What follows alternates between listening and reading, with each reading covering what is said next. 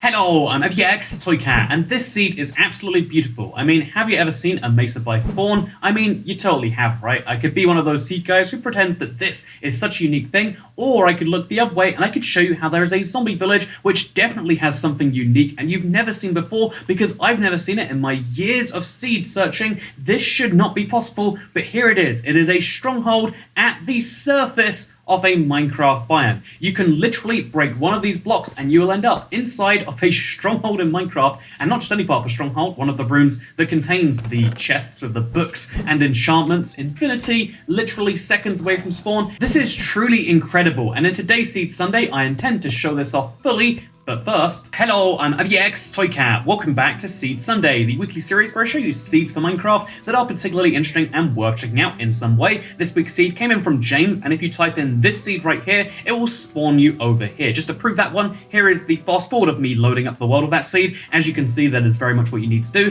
This is such a fake looking seed, and it seems like something that isn't replicable, but it has happened every time I've tried it, as well as when James himself tried it, so I found that incredible. But yeah, let's walk you around the spawn area, because it is a really nice spawn, giving you a sunflower plains, giving you this weird kind of border desert between the mesa biome and the plains that you're nearby, and then more importantly, there is a giant mesa biome right over here. The mesa biome is always one of Minecraft's most stunning, and we will totally come back to this later, because it's not just a mesa biome, although saying just a mesa biome feels a bit weird when we're talking about it being right next to spawn, but it's a mesa biome that contains the sub-variants of it, including the flat parts of it, and indeed the mesa brights. We'll come back to that in a little bit though, because that is incredible. But the first thing you're going to want to do, there is no question about it, is you're going to want to head over to this direction towards the village, which you can literally see with your own eyes from spawn, which is a really nice luxury. I don't have to say, oh yeah, head to the northwest, or head to the est north, or whatever, you know, dumb things I'm going to need to say on a normal one, because what we can do right here is say, oh yeah, head to the village that you can see from spawn. Do you need coordinates anyway? Just in case, here they are.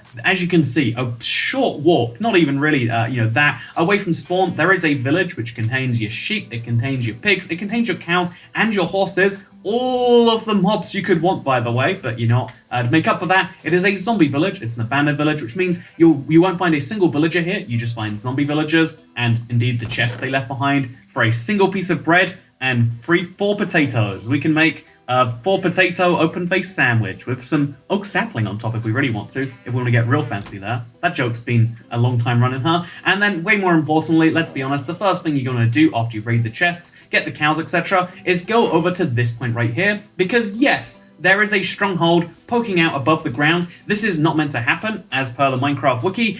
They will not try to generate at the surface. Even the ocean bed is something they really will not try to do, but there seems to be some bug in how Minecraft works right now. And let's be honest, when it comes to Bedrock, there's a lot of world generation issues that can happen like this, and that means that this particular seed will allow you to break yourself right into the the library of the stronghold. Also, there are mushrooms here, which is nice. Again, it's so incredible to me that, like, oh yeah, you're just in a river enjoying the little dock part of the village, and then you're 2 blocks away from this. These environments do not go together, as I'm sure anyone can attest to, but it's such a beautiful opportunity, if you really want one, to kind of turn this into something else. I mean, if you just break through some of the walls right here, you can make some windows for your house. I guess we should go a little bit higher than that. You can make some windows for your little house if you want to, and having the ability to have a house on the surface above a stronghold room is something that I just really relish. Like, I really want to imagine just building your house on top of this thing, hiding the stronghold, looking room part of it, and then it would look like you have built this yourself, or you have something incredible and rare, and that's the actual one. But the interesting thing about this room is the fact that it is just a library. It doesn't connect to the rest of the stronghold. I have misled you. There is a downside of all of this, except wait a minute, no there's not. You can break through this, and even though it clearly wasn't meant to generate there, you can see how it literally bricked up to try and say no. You know what, if you just break through there, you are in a full fat stronghold with full fat chests containing 2 pieces of bread and some iron boots. That's right, an iron boot sandwich if that's what you're down with. But you can make, those sorts of things, and it's incredible to me that this all exists in one place. Like, for real, we're exploring a stronghold with the Y coordinate being 55, which doesn't sound too big, but usually you're much lower down in the 20s. This means that if you just break up from the ceiling pretty much anywhere in the stronghold, you go through 5 or 6 blocks, and then you're just chilling in a village. It is beautiful, in my opinion, just how accessible this stronghold is, and if you want to follow it down, you totally can. You totally should, because that's how you get to the end portal room. It's a very fun stronghold to look through and to, dive into, just because of its rare, unique position. But, in the ultimate sense, all strongholds are strongholds. Like, if you've done this 100 times before, maybe because you've been into speedrunning for a while, you'll do this 100 times more. But the thing to me that's so interesting is how many times you can go down. Did you count how many staircases I was in? Well, good news for you, I did, and it's this many. It's this many now. The fact that you have to go down that many staircases to get to the end portal room, which is, by the way, at these coordinates if you want them, is kind of a shocker. But then you can go down even more. Usually Minecraft is limited into how many staircases it can throw in a single one of these guys, but right here it doesn't matter. The stronghold just goes on and on and on. And because of its relatively high position normally, I think this is a record breaker for number of staircases, because if instead of going down that left staircase, you go down this right staircase, you can go down it, and then what's this? You can go down another one over here. Yes, that's right, you totally can. I think that is crazy that this same stronghold stretches from Y59 all the way down to Y9. It has a lot of vertical height, and also, as you can tell from the slimes, it goes for a slime chunk as well, which is just another layer of wackiness and incredibleness. This is a wild stronghold. The ability to access this so close from spawn with so little effort makes this probably my go-to recommendation seed, not just for this, by the way, because this is nice. This is like a fun, quirky thing to do with a seed that, at some point will be fixed, by the way. Bread sandwich. Double bread sandwich even, but also, it's interesting to me that this is such an expansive stronghold that all links in together. But if we dig ourselves out of this, which from this layer takes quite some time, by the way, you'll see that this seed isn't just interesting for its most notable focal point, a zombie village with all of the mobs, which also contains a stronghold on the surface at Y67, 60 blocks above the bare minimum point, which is a great sign of what things that come in future updates, right? But this isn't the only thing interesting about the seed, because you'll notice how you're surrounded by a birch forest end biome over here, so you get some really nice terrain. I mean, look at this, for instance, this little village squeezed between the two hills. It looks great, it looks quaint, it looks all the things you want. But then also, there's a lovely extreme hills over here, or as they're they're officially known by this right now, as we should probably get used to calling them, a mountains biome. Wow, isn't this a lovely little mountains? Yes, it is. It's bizarre to see. This is something I want to point out right now, because I know a lot of people who watch this channel don't actually play Bedrock, even though Seed Sunday is a Bedrock series. Some people follow this. So a Bedrock fact you might know, or not know, compared to Java, is that extreme hills generate super low down. You can see how this weird leftover part of a mountain kind of proves that. It's a random island that just exists in the middle of nowhere, but it will not go above Y128. In fact, the terrain generally tends to stop before Y125, which means that the full height limit of 256 is not being used by the natural builds, and it means there's this funny situation where if you end up with a high biome nearby, like here is a mountainous forest biome, it looks like, this biome right here is almost as high as the mountain is right now. It is ridiculous, but it's something I want to point out in the flesh on a real seed, even though this seed is glitchy, so maybe that doesn't prove anything to you. But the other thing I want to point out and show is very interesting to you is if we go back to that spawn area. So here we are, right back at the spawn location, where I can tell you that it's Seed Sunday. I show you seeds. Do you get it? Because seeds are both a thing that you can plant to make wheat, but also they're a thing that you can show people in a weekly series where you check out weird, bizarre things that happen in the Bedrock edition. The fact that this happens every week is kind of wild when you think about it. But the interesting thing about the spawn right here is, as you can see, this is a mesa biome at spawn. There's this weird desert barrier of protection that always seems to happen on Bedrock, though it's being breached right over here by this part of the mesa. I just want to point out how weird and interesting that is. And also I want to point out how weird and interesting the edge of this entire thing really can tend to be. So as you can see, here's a nice little forest. Interesting enough, probably your best bet for a really, really close by forest if you want to get some wood before doing anything else. But then if you follow the kind of perimeter off the mesa biome, this is what I recommend you do in survival so as not to get lost, you'll find a nice lava source, great, and you'll also find this. It is a mesa bryce biome. As you can see, there are some hoodoos, is what the official term is. This is based on the American West, and it's even more notable because of the fact that it contains a couple of ravines. Ravines are very, very, very useful. They're nice otherwise, like for spawning areas, but they're always useful in mesa biomes because, as well as having this stunning terrain, which, interestingly enough, where I'm in America is where these are from. I think it's like the Bryce Canyon or something like that. It's somewhere I intend to go and not too long away from now. But interestingly enough, it's not just those Bryce, like hoodoos or whatever. It's also a ravine, as you can see in this ravine. Because this is a mesa biome, gold spawns more frequently, and it spawns everywhere, even above Y40, which is not meant to do in other biomes, but it does right here, which means gold vein, gold vein, gold vein, gold vein, gold vein, gold vein, gold. Oh, that's iron.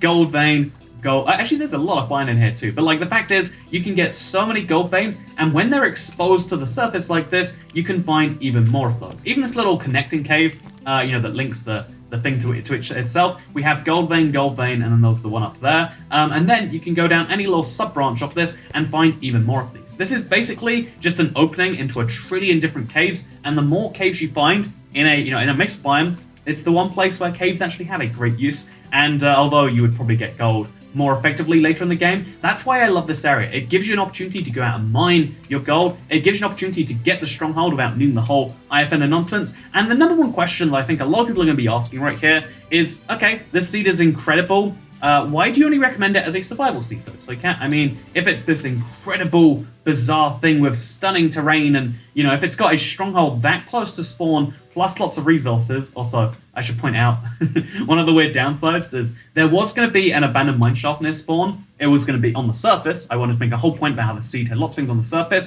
but this abandoned mineshaft, you can see the dirt room spawned and nothing else. So there's a bug with how those generate in Bedrock right now. But that's okay. And you know why it's okay? It's okay because there is a stronghold this close to spawn, which would be the best, stronghold for speedrunning, in theory, if it didn't have one IFN room. That's kind of a downside. But then, you can just go get the 11 IFNers real fast. Well, even then, you actually, even though this is an insane thing, for speedrunning, it would need to have a bunch of those in there. And, the other big downside is if we do go to the Nether, right over here, although in reality, we do it from the portal room. Actually not, just for authenticity, let's show you that. So if you're naturally speedrunning, you would take a water bucket, you'd run through the halls, you might not even take your iron boot sandwich as you run past all of this. You would go down your 5 staircases, followed by your 6th, and then you'd get to this room, and you'd use the lava that's here to build yourself a Nether portal. Wow, that sure is handy, huh? But then what happens when you go through the Nether portal at this height? You spawn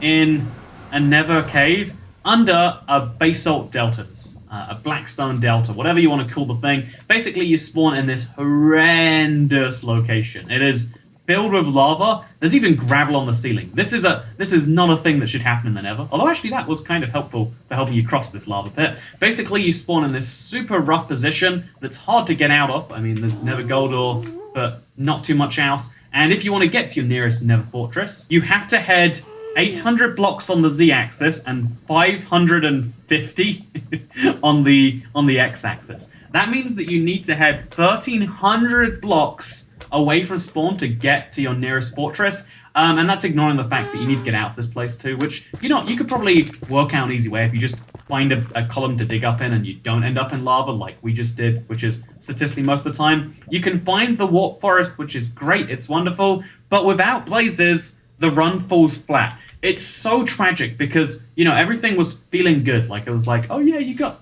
access to the Endermans semi-easily. You could maybe make that work. But without a source of blazes, which comes from the Nether Fortress, there's no way to make this work. This is an incredible seed for survival. It's incredible if you want to casually defeat the Ender Dragon in less than a couple of hours or so. Don't get me wrong, but if you want to beat Minecraft in less than 15 minutes, if you want to beat Minecraft in less than 20 minutes, this is not going to be the seed for you, which is a tragedy because it's such a cool seed. The Minecraft Bedrock seed space, I kind of know what to expect when it comes to weird broken things, but this one literally breaks the rules that are there not to be broken. When structures generate in weird places, it's like, oh, it's a weird, very, very edge case that they forgot to program out, or they left in deliberately for the Bedrock version to make it more interesting. We never really know for sure which. But in the case of this right here, this is a anomaly on an anomaly on an anomaly that literally is against the rules of how strongholds generate from the Minecraft wiki. But that's okay, because we learned a new thing about how this can work.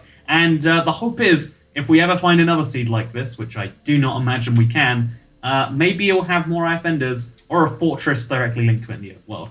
I'm not too sure. All I do know is that this is an absolutely huge nether, and here is the fortress. It's actually a different set of coordinates than it said. You know what? Minecraft lied to me. This is actually only 700 blocks away from spawn, so a 1400 block round trip to the nether fortress. Maybe you can make it work. I'm just saying it's not impossible, right?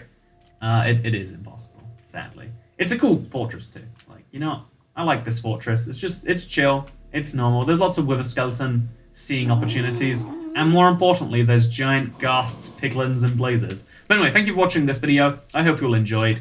I'm sad at the lack of speedrunning capacity for this seed, and honestly, you know, like speedrunning as a whole, like maybe we should dive back into that. Let me know if you'd like to see like the current speedrunning seed and how it works, etc. Because I've been fascinated by the thing. There's a reason I haven't gone back into it. It's because people have gotten so good at speedrunning, and you know, it's so optimized on Bedrock now that the fastest Bedrock speedrun times are faster than the faster Java times. But yeah, with that said, I hope you all enjoyed this video, because I'll see you all next time. Goodbye.